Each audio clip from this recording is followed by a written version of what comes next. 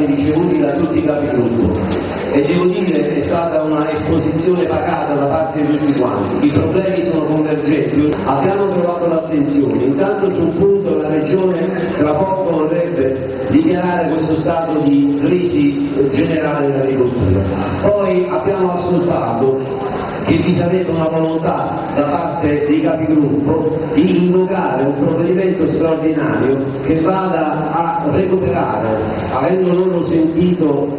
attraverso gli assessori competenti che ci potrebbero essere delle maggiori entrate e quindi scaricare in senso buono, in senso positivo sull'agricoltura qualcosa. Abbiamo parlato di 250 milioni di euro annuo per i prossimi 3 anni. Non vogliamo che in questo momento ci dicano come debbano essere spesi, che intanto andassero a recuperare i quattrini, poi dopo attraverso la concertazione, attraverso la consultazione sapremo anche noi indicare come far atterrare queste misure e sui settori in crisi, agropastorale, la questione cerealicola e evidentemente io ci metterei anche il discorso dell'acqua e poi naturalmente vedremo in seconda battuta tutte le altre misure che necessitano di una rivisitazione del PSR, perché quelli devono arrivare da quella fonte lì, perché è una fonte certa, ovvero PSR significa che i soldi sono stanziati ma che evidentemente sono stati stanziati in alcune misure dove nessuno ha fatto domanda e quindi stanno lì.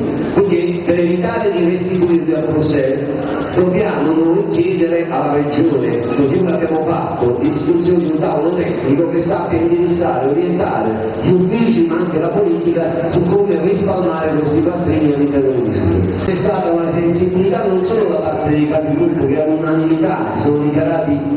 disponibili, ma devo dire anche che c'è un grande punto di convergenza tra tutti gli attori seduti attorno a quel tavolo, ovvero anche da parte delle organizzazioni c'era anche il movimento dei pastori, perché è uno di quelli che ha sollevato il problema e noi insomma abbiamo ascoltato, i punti sono convergenti perché alla fine tutti vogliamo la stessa cosa, motivo per il quale adesso andremo di nuovo su a presidiare i lavori per vedere le risultanze di questo incontro con noi, come vengono poi trasferite all'interno del Consiglio regionale.